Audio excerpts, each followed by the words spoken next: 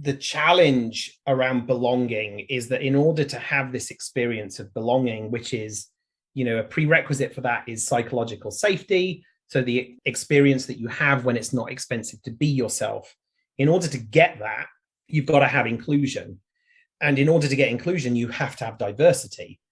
But you can have diversity without inclusion, right? So diversity to me is a fact. Your organization either is or is not diverse. Welcome to You Belong in the C-Suite podcast. You are ambitious in life and in your career, but something is missing. You want to bring more of your passion to what you do. Because let's be honest, you pour a ton into your work, and it needs to mean more. I'm your host, Laura Eigel. I'm a mom, wife, PhD, coach, advocate, introvert, and indoor rowing fanatic. I'm passionate about living a life that's in line with my values. We'll give you the actionable tips and tools you need to lead with your values, make a difference, and have career success. The world needs more diversity and authenticity in the top jobs at organizations. Your leadership belongs there. You belong in the C-Suite. Hi there, friends. My first book, Values First: How Knowing Your Core Beliefs Can Get You the Life and Career You Want, is now out in the world. Thank you so much for your support of the book. With your help, we are a #1 Amazon bestseller in the business ethics category and a #1 new release for time management in business and business etiquette. I have poured my heart into this book with personal stories and stories from my coaching clients using the Values First framework. Between the constant pressure of job performance and demands on your time, it's easy to lose sight of your values, letting them shift out of alignment. Those simple misalignments are keeping you from feeling joyful and fulfilled. Learn how to recenter your life and career around what truly matters to you. Order Values First now at your favorite independent bookstore or at Barnes & Noble or Amazon. I want to make sure that you are the first to know about every book activity that we have in store, including virtual and in-person events. Stay up to date by joining our list at thecatchgroup.com/valuesfirst. That's thecatchgroup.com/valuesfirst.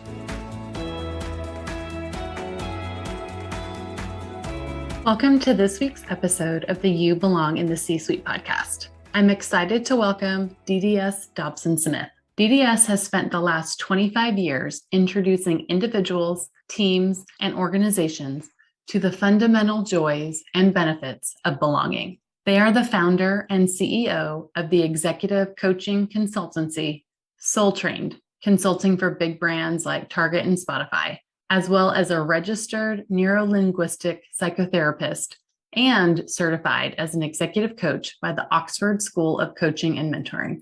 Before founding Soul Trained, DDS held a range of senior, executive, and C-suite roles across a host of sectors and companies, including Marks & Spencer, Eurostar International, Crossrail Ltd., Sony Music Entertainment, and Essence Global, part of the world's largest advertising company, WPP.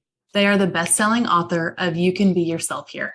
Today, we talked about DDS's career and their value of lifelong learning. We also talked about what belonging is and the importance of having complex, messy conversations at work. We talked about the work that DDS is most excited about doing right now with their clients and about their new and upcoming books and the writing process. Let's get started.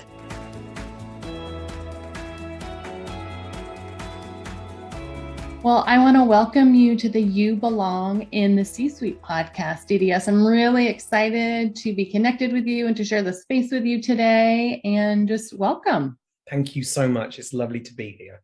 Well, I'd love, if you don't mind, if we can get started with just understanding more about who you are and your story. Right. Okay. It's a very big question, I know. It's a very big question. As a 48-year-old white British immigrant to the US who is a member of the queer community, there are many facets to the story. But I think maybe I'll just focus in on the professional journey that has probably led to where I am today, which is probably going to be more interesting for the people listening. So I'm the CEO and founder of Soul Trained, which is an executive coaching consultancy that is on a mission to create a world of leaders who are worth following, and also to create workplaces around the world where people can be themselves. And that Soul Trained has been around for about 3 years. And prior to that, I had a 25-year-long career in various different industries around and companies around the world, all in HR, predominantly in org psych, org development, learning and development. How I got into HR was a complete and utter accident, because my undergrad was in hospitality management in the UK. I grew up in a pub. The service industry is in my genes, and so is my own kind of service orientation, which I think makes for a really great HR professional, if I'm honest. But I remember I was doing my undergrad, and there was a fellow student who was a mature student, and she was a head of department at a local hospitality college, and she said, "I think you'd make a great teacher." And I was like, "Okay, cool, let's do it." And so she gave me a job at her hospitality college. And I was teaching a course in public house operations. And I remember there was a guy called Howard in my group who was born on the same day in the same year as one of my parents. And he'd owned his pub for longer than I had been alive. I was so young. I was like 24, and he'd had his pub for like 26, 27 years. And I remember handing him back an assignment that I had graded with a C. And I looked him in the eyes, and I was like, "What the heck am I doing?" I mean, talk about imposter syndrome. I was like, how can I be doing this right now? And in that moment, I was like, okay, I'm going to go out into industry. I'm going to get some experience under my belt, some miles on the clock. And I wanted to go and find a job that was as closely related to teaching and helping people as much as possible. And that's how I fell into HR. I got a job at the great British retailer Marks and Spencer. And in those days, because we're talking a long time ago, it wasn't called HR, it was called personnel management. And so I was a personnel management trainee. And then over the years started to specialize in learning and development. And I qualified as a coach in the early 2000s. And when I was coaching people, I noticed that coaching is super effective, but to a certain depth and to a certain degree. And I found myself kind of butting up against this barrier that if I had some different skills in my tool set, I could probably go a little bit deeper for my clients and get them really longer lasting change. So I decided to train as a psychotherapist. And so I qualified as a psychotherapist, and I've been practicing for about 15 years. And then in 2014, my husband and I left the UK and moved to the US. We came on a 2-year assignment that we've actually now been here 9 years. So 2 years led to 3 to 4, and then a green card. And I decided I wanted to practice psychotherapy again. And it turned out that it was not an easy job to transfer my credentials from the UK to the state of California, where I lived at the time. So I went back to school.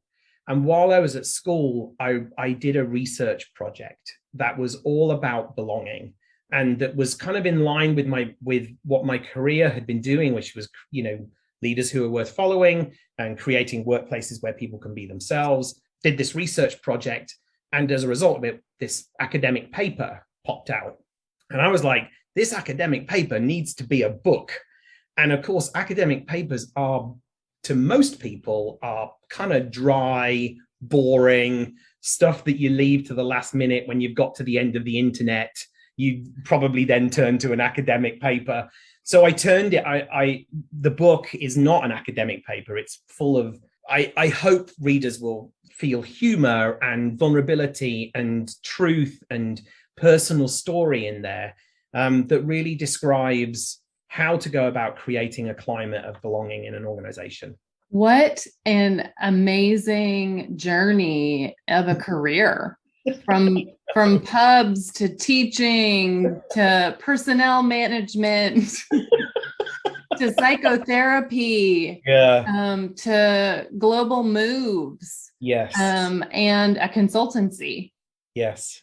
I love how I heard a red thread of continuous learning throughout all of it. Is that something that you value? Yeah, I think you're right in that red thread. I believe that my purpose in this incarnation, in this meat suit, is to be a catalyst and to be in service to other people, helping them to become the them they want to be.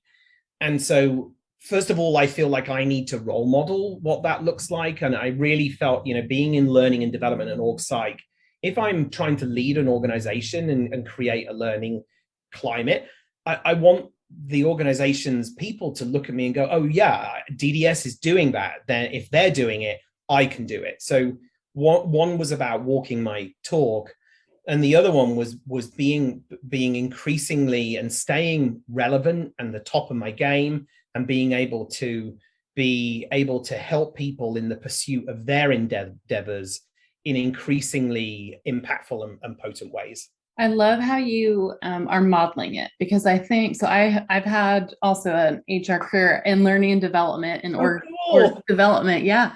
So while I was in HR, it wasn't traditional HR roles. It was more like roles like you and specialist roles. And so there's companies that do it really well, and there's some that don't. There's some leaders who say that they do, and then they don't. But I think it's this idea of being there as a learning professional in org development.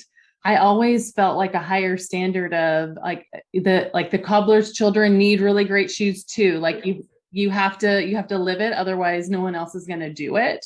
And your work now with people that you coach and companies that you work for, are you seeing more people modeling it, or do you still see kind of that we think we need this, but when you get there, they're really not ready for it, they're not doing it yet? Yeah, I mean, I think I work with people and companies who are able to say that they're ready for it. And I don't always think that we're ever really ready for it, whatever it is, like I think in the space of growth and change and transformation, there's going to be pain and there's going to be discomfort. And so I don't think we're ever fully ready for that.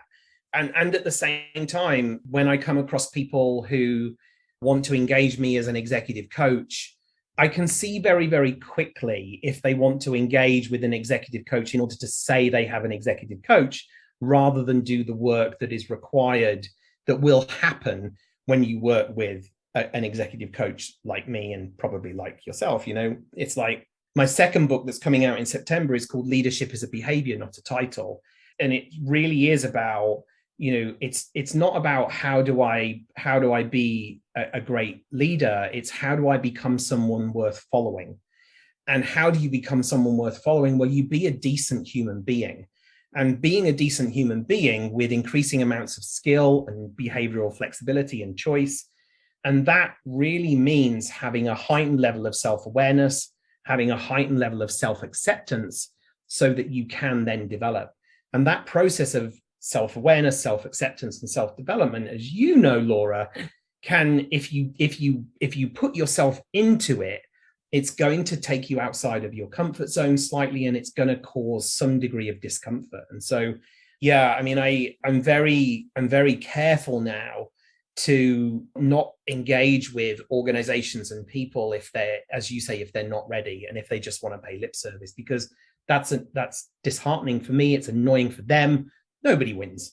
Yeah, especially on the topic of belonging, right? And as we're recording this, we're in Pride Month. And so I've seen so many things on LinkedIn, and are you really doing the work, or are you just posting rainbow flags? Are you doing the work, or are you, and so this idea of, do you just want to do it because this is the thing to do, the buzzword right now? Yeah. And as you recruit people from marginalized communities in your culture, is it a safe place for them to be? Right, exactly. Yeah. There's this whole thing that I'm reading about at the moment, which is woke washing. So The idea that a company will, slap a black square on its Instagram feed to say Black Lives Matter, but as soon as you look under the hood, there isn't a single Black person in a position of power. Or they'll put a rainbow on their logo. And again, you look under the hood and there is zero queer representation anywhere in their management structure or their policies or practices.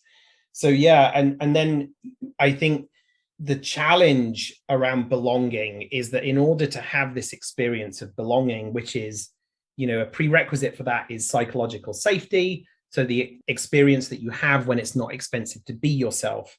In order to get that, you've got to have inclusion. And in order to get inclusion, you have to have diversity. But you can have diversity without inclusion, right? So diversity to me is a fact. Your organization either is or is not diverse. Look around. Are there people like you? And are there people that aren't like you? The answer to both of those questions is yes. Then chances are it's diverse. And there are ways in which to create that diversity. But once you've hired for diversity and you've created that diversity in your organization, if the organization doesn't behave in inclusive ways, then that diversity, those quote unquote diverse hires are going to be like, time out, I don't feel safe here, I'm leaving. And when I say behavior, I mean organizational behavior. So policies, platforms, procedures, protocols, and also the behaviors of the leaders in the organization. And I've long said that the climate of any organization is going to be shaped by the worst behavior you're willing to tolerate in a leader. And so if there is anyone in leadership that is kind of, let's slap a rainbow on the logo, let's put a black square on Instagram, and, or a Ukraine flag, or I don't know, whatever it is. And then actually there isn't any kind of action, education, policy that supports that, then it's just empty and it's lip service. And, women, Black, brown, Indigenous, Asian people, disabled people, queer people, we have had a lifetime of being able to see through the crap, and we see it immediately. We will see it whether it is, icing on the cake or whether it's an actual cake of inclusion that's being baked. Yeah, I love the food analogies. I'm here for those, DDS. It's just about lunchtime. As we're recording, this is about lunchtime. So I think you must be hungry.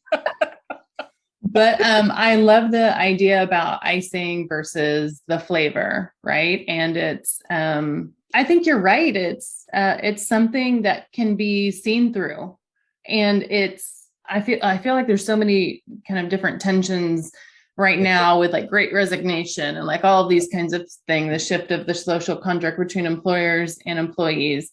And so people are asking a lot more questions, which I love, of their employer. And one of the things I've seen is there's sometimes really great companies with bad leaders. There's always those, right? But there's also sometimes so-so companies with okay leaders. And sometimes those are the worst because nobody's taking a stand for anything. What have you found with some of the work that you're doing? Who's doing it really well and who's not? It would be probably unethical of me to name any of my clients in this situation, particularly those that aren't doing well. I mean, but we can read the press for the different exposés of, what a company says it is, and then how employees are standing up against the kind of mismatch of ideals. And just in the last 12 months, we just need to look at places like Meta and Disney, who are both great organizations, right? They are huge, and I'm sure I know they have huge amounts of infrastructure supporting the historically excluded communities. And yet there was something not joined up and not fitting well that led to, what happened in both of those situations.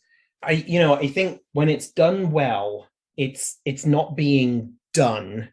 It's being, right? Like it's not like, when it's done well, it's not a task. It's not a job that's given to the HR team. Yeah. It's not a job that's given to a head of DE&I to do. It's when a company has a set of targets that it sets itself to create diversity, and that its leadership team and its people throughout the organization understand and recognize the importance of and the value of a diverse and inclusive workplace, and that it isn't just relegated to somebody, one person flying the several flags for the entire message. There are some great organizations out there in the advertising world. I see WPP leading the way in some of this stuff, which is just phenomenal. I understand Target to be doing a great job in this space internally. So there are definitely, and I'm, by naming people or by not naming organizations, that's not to say they're not doing a great job. They're just the two organizations that I know, that I see and that I watch doing great things.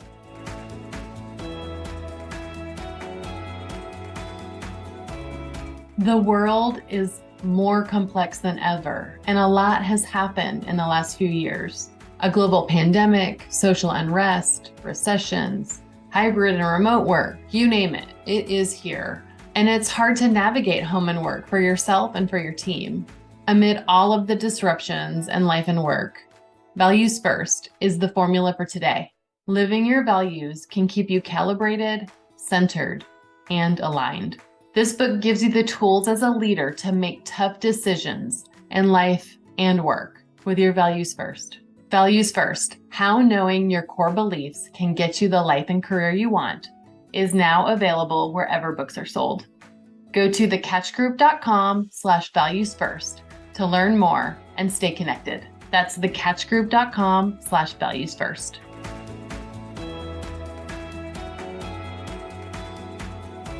Do you think it's possible to be a leader and create a culture of belonging at the leader level when you don't see it at the systemic level in an organization? I mean, I think it's possible in a microcosm, right? So, it's a bit like when I lived in the UK, I used to go to a gay bar that was in the middle of the ghetto.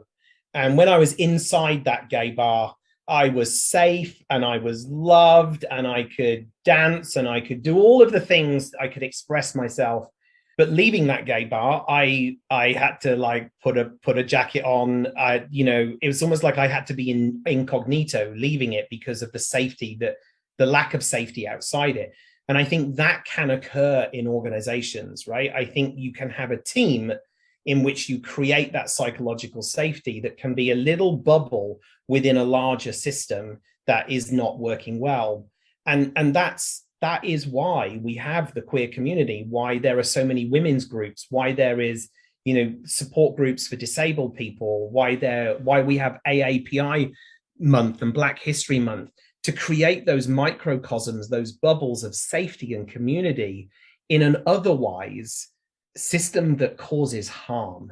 Just the system that we all exist in, let alone the organizations, but just the broad system that in which women, queer people, disabled people, people of color are sometimes legislated against.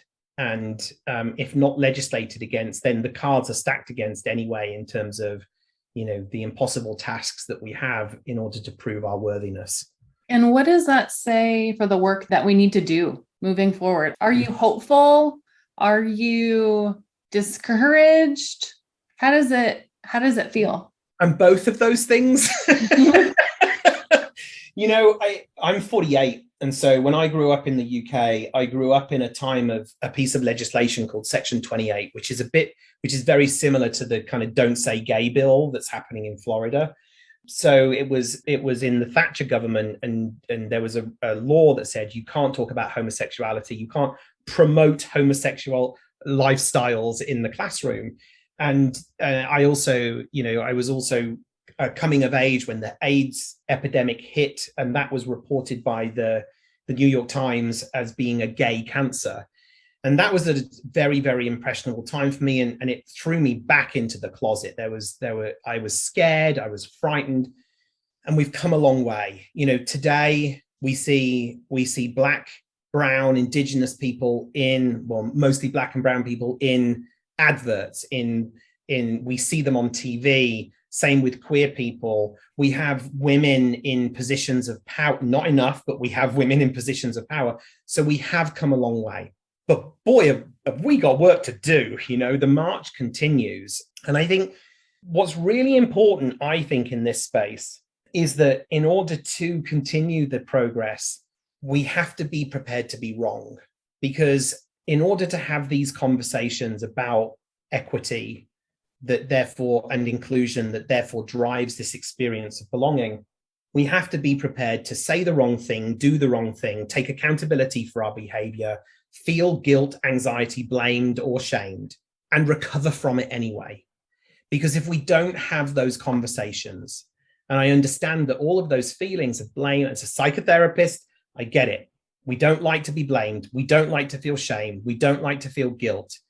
And hurt doesn't always equal harm. It's okay. You can have your feelings hurt. You can feel sad or guilty, and you can recover from it. And you can still face these conversations and have these complex, messy conversations. We've got to be willing to have those. And that's a lot, I think, why organizations systemically, we don't move quick enough in this space, because we're scared of having messy conversations, because we don't like messiness in a capitalist economy. I could not agree more with you. I feel like we're probably not even having just the regular hard conversations we should be having about performance and just giving feedback in general. And so if we're not doing that, we're sure as heck not doing all the other complex, messy things that you just mentioned too. Right, 100%. So I will take both of those as well. Hopeful and a lot of work to do. Yeah, moving forward. I agree. What is the work that you just love working with your clients right now? What are you most enjoying? Well, I'm very much enjoying my clinical practice.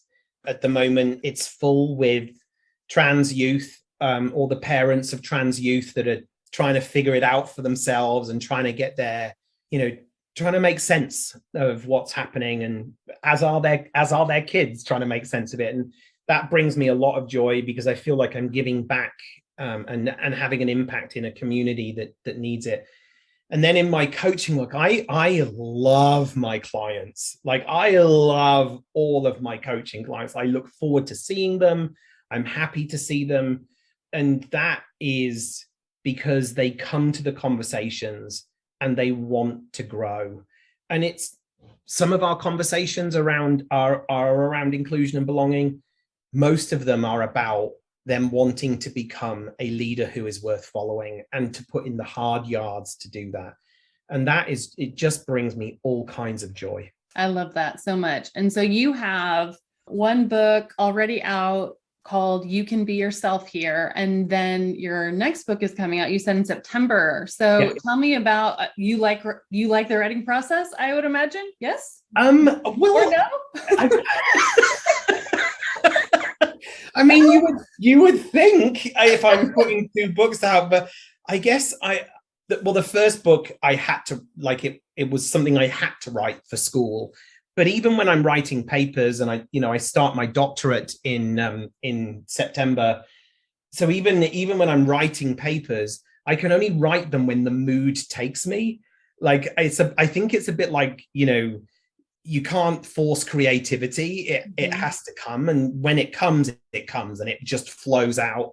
So, but both, the first book was as a result of an academic paper. The second book is a result of my life's work. It is it's blogs that I've written, that I've, put together. It's frameworks that I've designed.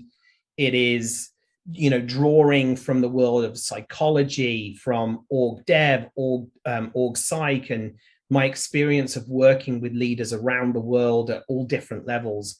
And so it just to kind of pour out of me. So I'm really looking forward to that second book coming out in September as well. It's funny, people ask me when the first book came out, they're like, "Oh yeah, your book's out," and I'm like, "Yeah, cool." And they're like, "Aren't you excited?" And as I said to you before, it to me, it was just like being a chef at a Thanksgiving dinner. Like, by the time you sit down, you've tried the green bean casserole and the turkey and the cornbread stuffing and you're kind of over the food, but everyone else is really excited to eat it. And I'm very proud of myself for writing 2 books. And I'm also like, yeah, that's on to the next thing. Well, I love how you just also casually drop that you're starting a doctoral program too. I love it. It's the lifelong learner. Yes. Yeah. I start my PhD in human sexuality in September. Exciting. Congratulations. Thank you. I don't know. Yeah, it is congratulations. And I'm like, why am I doing this? But and I'm doing it for all of the reasons that we've just spoken about. Yeah, well, I have enjoyed our conversation so much, DDS, and I want to know how we should best connect with you. Oh yeah, feel free to connect with me on LinkedIn, DDS Dobson-Smith. And also you can head over to my company's website, which is www.soultrained.com. There's a page on the website called Shift Happens, which is packed full of blogs and articles and videos and podcasts that will give you an idea, of how I work and, me interviewing some clients, and there's some cool stuff on there. Awesome. And again, your book called You Can Be Yourself Here is now available. And then your forthcoming book in September. So excited for you. Thank you. Well, thank you so much for joining us today. And I hope you have a great rest of your day. I want to thank you so much for listening to the You Belong in the C-Suite podcast. If you are enjoying this content, please remember to rate and review on Apple Podcasts. By leaving a review, you are helping others find this content. We will be featuring 5-star reviews on air in upcoming episodes. Editing and support for the podcast is done by S&E Podcast Management. To get more tips and tools to help you live a life guided by your values, go to thecatchgroup.com. Keep your boundaries and take care.